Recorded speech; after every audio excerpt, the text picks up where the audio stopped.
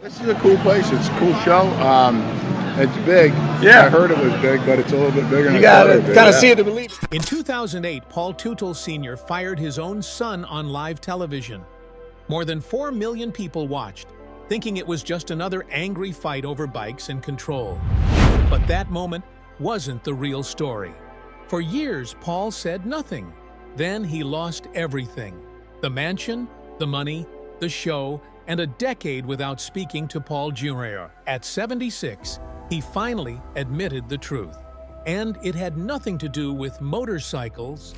It was something far more personal and far more painful.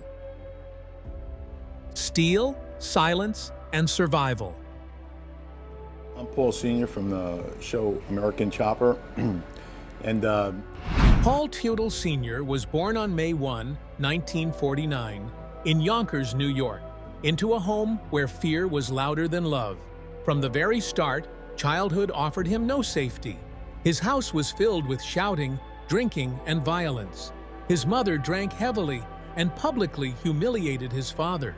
His father worked long hours and often came home angry, taking that rage out on Paul. Sometimes Paul would be sitting quietly at the kitchen table, focused on homework, when a slap would come without warning, hard enough to split his lip. When he asked why, his father's answer was cold and final: "That one's for next time." In that house, pain needed no reason. By the age of 5, Paul had already learned what chaos looked like. His mother's drinking made her unpredictable, and there was no warmth directed at him. No hugs, no comfort, no sense of protection. The house wasn't just poor like many in Yonkers, it was dangerous. Years later, Paul Jr. would say that the way Paul Sr. was treated by his own mother permanently damaged something inside him. Love became associated with shouting. Closeness meant pain. He never learned what a safe home felt like, and that confusion followed him into adulthood. By 10, Paul avoided home whenever he could. He spent hours outside collecting scrap metal, dragging it back piece by piece. In makeshift garages, he welded metal together, building anything he could. It wasn't a hobby, it was survival. While fights echoed inside his house, the smell of grease and the hum of tools gave him peace. That was where his connection to machines began, and for a time, it kept him alive. But trouble followed. At 12, Paul broke into a neighbor's garage and stole a box of tools. With them, he built a rough motorcycle. He wasn't chasing fun, he was chasing freedom. That bike gave him power in a life where he usually had none. It also marked the start of a dangerous belief. If rules didn't protect him, breaking them was acceptable. School offered no refuge. At 16, Paul dropped out of high school. Teachers felt like another group of adults giving orders without understanding him. By then, he had already learned not to trust authority. He walked away without a diploma, armed only with his hands, his anger, and a drive to build something no one could take from him. Alcohol entered his life early. By 15, he was drinking daily, starting with stolen beer and moving quickly to hard liquor. At 16, he could finish a six-pack alone. By 17, he blacked out regularly, waking up with no memory of where he'd been. His mood swings worsened. His anger deepened. His life began sliding out of control. In 1966, he joined the Merchant Marines, hoping the structure would straighten him out. It didn't. Drinking was everywhere. On one voyage, Paul blacked out so badly he woke up in the ship's medical bay after nearly falling off the deck. He had consumed an entire bottle of whiskey and several beers. Officers wrote him up constantly for showing up drunk, fighting, and disappearing in foreign ports. For 3 years, his addiction only grew stronger. When he returned in 1969, he married Paula and soon became a father to Paul Jr. Instead of improving, his behavior worsened. He drank a half-gallon of wine daily along with hard liquor. Between 1970 and 1972, police responded to their home more than 15 times. Neighbors heard the screaming. Paula often had bruises. During one fight, Paul threw a television through a window. During another, he smashed every dish in the kitchen. He disappeared for days on binges, leaving Paula and their baby with nothing. In 1972, he crashed his pickup truck into a tree at 45 miles per hour after drinking a bottle of brandy and several beers. He suffered broken ribs, a shattered collarbone, internal injuries, and a punctured lung. His blood alcohol level was 0.24, 3 times the legal limit. Doctors warned him another accident could kill him. 2 days after being released, still in a body cast, he started drinking again. From 1973 to 1975, Paul lost job after job: steel plants, construction equipment companies, auto parts factories. He was fired for drinking, fighting, or passing out at work. Sometimes he traded labor for whiskey. Welfare and food stamps kept him afloat. Yet in 1973, amid the collapse, he started a small welding business with $500 and one machine. He called it Paul's Welding.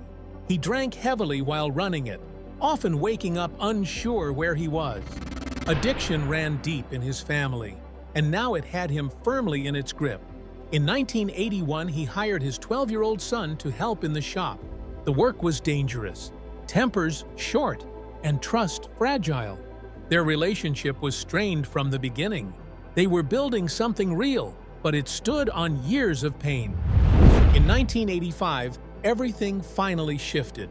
After a night of drinking, Paul promised Paula he would attend an AA meeting. He went and kept going.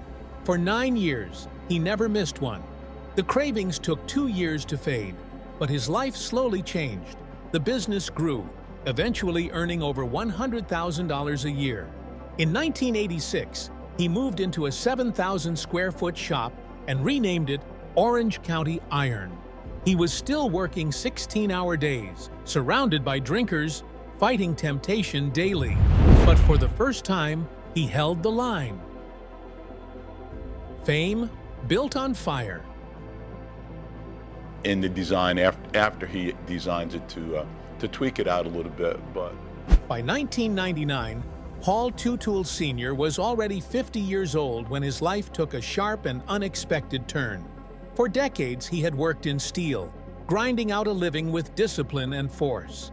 He had started Orange County Iron Works in the early 1970s, with nothing more than a pickup truck and a Hobart welder. Over the years, that modest operation grew into a serious company employing 70 people. From the outside, it looked like success, but inside, Paul felt unfinished. What few people knew was that he had been secretly building motorcycles since the early 1960s, hidden away in the basement of his ironworks shop. That passion had been buried for nearly 40 years under responsibility, sobriety, and survival. Now, at 50, Paul made a decision that shocked everyone around him. He sold off his iron business and put every dollar of his savings, $50,000, into a brand new venture. He called it Orange County Choppers. This was not just a business risk. Paul had been sober since 1985, after what he later described as Olympic-level drinking. Launching OCC was about more than motorcycles. It was about reclaiming control over his life, proving that reinvention was still possible. That same year, Paul built his first official OCC bike. He named it True Blue. In October 1999, he took it to Daytona Bike-Toberfest. The bike stood out immediately. Its frame geometry was unconventional. The steelwork was aggressive and bold. It cost $30,000 to build and nearly drained his bank account. Paul had never studied design formally. Everything he knew came from trial and error. During the build, he even shocked himself twice while welding. When the bike arrived at Daytona, some builders protested, claiming it was not a real chopper. Despite the backlash, the bike won. More importantly, within 48 hours, Paul received 15 new orders worth over $400,000. That moment saved OCC from collapsing before it even began. Success did not mean stability. In 2001, Paul relapsed. After a motorcycle crash in 2000, he became addicted to prescription painkillers and returned to gambling. He took $75,000 from the business, forged checks, and sold equipment to feed his habits. The problem surfaced only when the accountant noticed missing funds. Paul quietly entered rehab in February 2002. To repay the business, he secretly mortgaged his house and borrowed $50,000 from family members. The truth did not become public until 2018, when Paul filed for bankruptcy. By 2002, Paul brought his sons fully into OCC. Paul Jr. left his $35,000 a year job at Ironworks and joined the company for $65,000, along with a promised 20% ownership stake. Instead of unity, the move turned the shop into a pressure cooker. Paul Sr. demanded absolute control. He installed cameras throughout the building to monitor his sons. Bathroom breaks were limited. Lunch came with a 15-minute timer. Mikey joined as well, but he was battling alcoholism and missed 47 workdays in 2003 alone. The tension between father and sons became explosive, and that conflict became television gold. By 2003, OCC was building 10 custom bikes a year. Each build cost at least $50,000 and required more than 200 hours of labor. Profit margins exceeded 400%. Paul Sr. developed strict rules. No design changes once a build started. He even turned down a $200,000 celebrity commission when the client asked for mid-build changes. Paul personally test rode every bike, often exceeding 100 miles per hour on public roads. That year, he received 3 speeding tickets and was arrested for reckless driving. Everything escalated fast. Discovery Channel had originally planned to film a motorcycle show in New Hampshire. Just 48 hours before production began, they switched to OCC. By Thursday, cameras were rolling on what became American Chopper. The network was barely informed. The gamble worked. The show exploded, eventually running 165 episodes and generating millions in revenue. Fame intensified Paul's temper. In 2004, he fired a cameraman on set for moving equipment without permission. Paul screamed, removed him from the shop, and halted filming for a full day. The delay cost $15,000. The footage was deemed too intense to air, showing a level of rage the network was not prepared to broadcast. By 2005, OCC was earning over $10 million annually. Discovery initially paid $25,000 per episode, but by season 3, that figure rose to $100,000. Sponsors poured in. Caterpillar, Miller High Life, and NASCAR paid between $500,000 and $2 million per bike. Merchandise, from shirts to tools to cologne and video games, added another $2.5 million per year. Paul Sr. purchased a $2.89 million estate on 38 acres, complete with alpacas and miniature horses. But the cracks widened. In 2006, Paul Sr. and Paul Jr. engaged in a violent, on-camera fight over a $200,000 military tribute bike. Paul Sr. smashed a $3,000 part onto the floor. Paul Jr. hurled a chair and walked out. Over 4.2 million viewers watched the episode, making it the most viewed in the show's history. Years later, in 2018, the scene resurfaced as a viral meme. Paul Sr. admitted he did not even know what a meme was. In 2008, everything finally broke. On camera, Paul Sr. fired Paul Jr., violating their TLC contract. Paul Jr. cursed his father, packed his things, and left. Lawsuits followed. Paul Jr. sued for $10 million. TLC issued penalties to both men. Their feud lasted nearly a decade. Paul Sr. did not attend his son's wedding in 2010. Reconciliation did not begin until 2018. Despite the chaos, OCC kept building. One of the strangest projects came in 2007, a mower-themed motorcycle for Dixie choppers. It featured spinning blades and a 1,000 cubic centimeter Generac lawnmower engine producing 32 horsepower. The build cost over $200,000 and toured internationally, becoming one of OCC's most talked-about creations. In April 2008, Paul Sr. opened his dream facility, a $13 million, 61,000 square foot headquarters with glass walls, retail space, an arcade, and a restaurant. It could house 75 workers. But the timing was disastrous. The financial crisis hit hard. By 2011, OCC defaulted. In 2016, the building sold for just $2.3 million, an 82% loss. Paul had risked everything to build a legacy. What remained was complicated, costly, and forever changed. Collapse behind the cameras. You find somebody on the East Coast, and as he was looking through sites, While the cameras captured roaring engines and loud arguments, the real damage was happening quietly in the background. By 2018, Paul Teutul Sr. was forced to admit how bad things had become. He filed for bankruptcy, revealing a financial picture that shocked even longtime fans. On paper, he listed just over $1.8 million in assets, yet he owed more than $1 million in debt. His monthly income told an even harsher story. He was bringing in about $13,000 from Orange County choppers, another $5,500 from family support, and roughly $2,600 from Social Security. To show how far he had fallen, he listed personal belongings that included 3 dogs, a few old pistols, worn furniture, and a $25 computer. He was also paying $1,034.45 every month just to repay loans taken from his own retirement fund.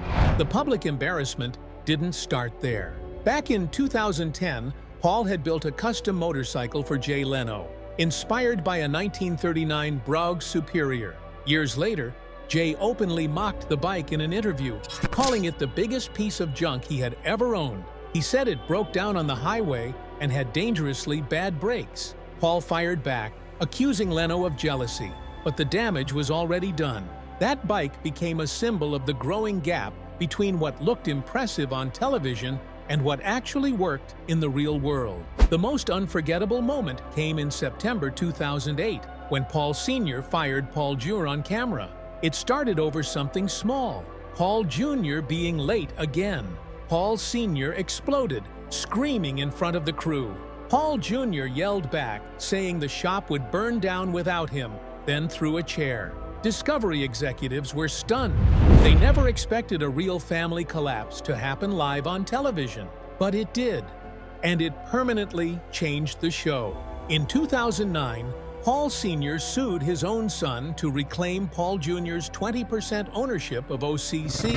The legal battle cost more than $500,000. Even Paul Sr.'s own appraiser testified that the shares were worth $0. In 2010, a judge initially ruled in Paul Sr.'s favor, but later that same year, a higher court reversed the decision, stating the contract was too vague. Years of lawsuits drained money and energy, yet brought no closure. Around the same time, Mikey finally spoke out. In 2010, he revealed that Paul Sr. skipped his rehab graduation ceremony just to finish a bike build. Mikey said he felt invisible, as if motorcycles mattered more than his recovery. The confession cut deep, especially since Paul Sr. had fought the same addiction for decades. That moment widened the emotional gap between all 3 men. By 2011, Paul Sr.'s anger had become unbearable even for the production crew. He threw tools, damaged filming equipment worth thousands, and frightened staff members. Discovery Channel sent its president directly to the shop. Therapy became mandatory. Anger management coaches were hired. Filming paused completely. The delays cost Discovery roughly $2 million, and crew members later admitted they were afraid to work around him. By 2010, the original show was already fading. Viewership dropped from 3.2 million to just 800,000. Senior versus Junior briefly revived interest, but audiences could tell this wasn't entertainment anymore. It was a real family unraveling. In 2012, Discovery canceled everything. The final episode aired on December 17th and drew only 400,000 viewers. The franchise was finished. In February 2018, Paul Sr.'s finances fully collapsed. He filed for Chapter 13 bankruptcy, owing around $1.71 million to nearly 50 creditors. Even with a monthly income of $16,531, he needed over $20,000 just to cover payments, falling short by $3,598 every month.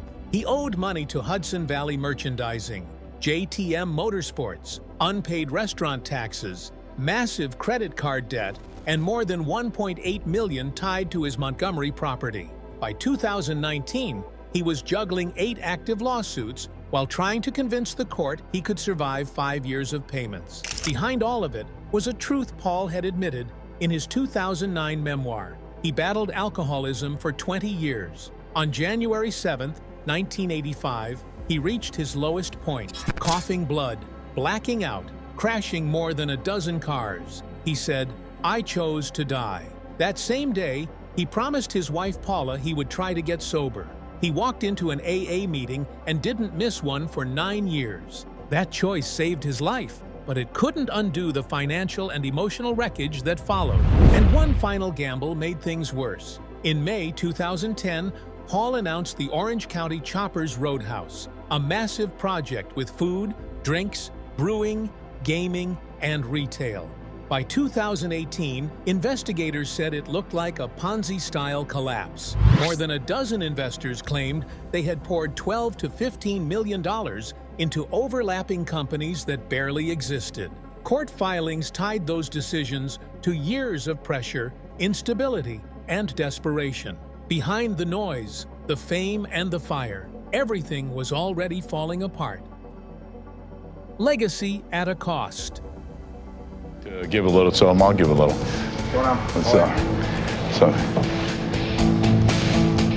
Then came 2020, and with it, another turning point. The pandemic shut down operations in New York, forcing Paul Teutul Sr. to make a drastic decision.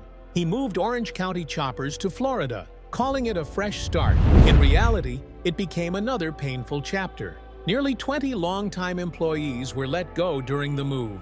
Paul labeled some of them disloyal for refusing to uproot their families and relocate. The new Florida shop was only 11,000 square feet, a sharp fall from the iconic 61,000 square foot headquarters. Hundreds of items from the old building were sold off quietly. Former employees later said Paul's behavior had grown more unpredictable. The atmosphere turned toxic. Some workers quit before they were fired. What was meant to be a comeback slowly became a goodbye to the team that built the OCC name.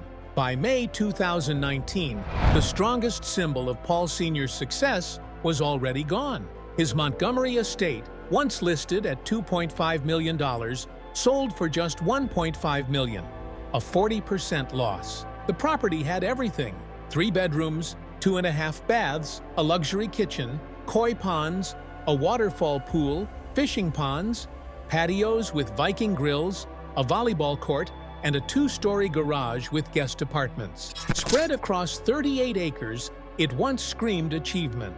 Now, the forced sale through bankruptcy court marked how far he had fallen. During this period, the distance between Paul and his sons only grew wider. In January 2025, Paul marked 40 years of sobriety with a simple Instagram post. 40 years ago today, I said I could not ever stop drinking. Never say never. It was brief but raw. Back in 1985, he truly believed death was the only escape. That single promise to his wife saved his life, but it did not save his family. In a 2025 interview, Paul admitted one of his deepest regrets: missing Paul Jr.'s wedding in 2014. He said his alcoholism and obsession with control destroyed their bond. Paul Jr. confirmed they did not speak for 10 years. That missed wedding became the clearest symbol of a broken father-son relationship. For once, Paul dropped the tough image and spoke openly about regret. Behind the scenes, another truth surfaced. Insiders later revealed that Discovery Channel had hidden relapse footage from the early 2000s. Between 2003 and 2005, Paul Sr. reportedly fell off the wagon multiple times while American Chopper was filming. None of it aired. The network knew exposing those moments could end the show, so they buried the footage to protect the brand. Paul was struggling privately while fame kept rolling forward. In 2024, a reunion bike build was meant to heal old wounds. During the project, Paul Sr. told Paul Jr. that firing him years earlier was the biggest mistake of my life. The words sounded hopeful, but the process told another story. Paul Sr. quickly took over the design and dismissed most of his son's ideas. Old habits returned.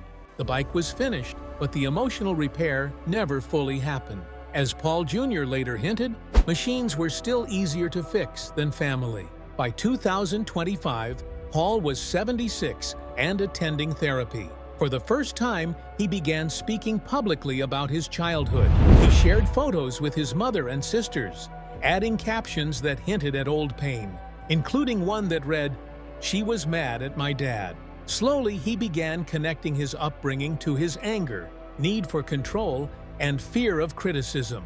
Mental health experts said it was rare and significant for someone his age to confront therapy so openly.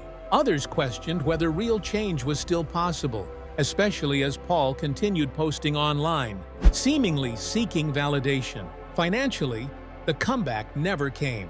At his peak, Paul earned $100,000 per American Chopper episode across 165 episodes. By 2025, his net worth had fallen to around $500,000. Even after filing Chapter 13 bankruptcy with $1.8 million in assets and over $1 million in debt, he kept moving forward. Today, he works from the OCC Roadhouse and Museum, focusing on smaller builds. He supports veteran charities, raising $10,000 at the 2025 OCC Invitational. He lives with Joan Kay, who now manages the business side, and together they care for rescue animals. Despite everything, Paul Sr.'s influence remains undeniable.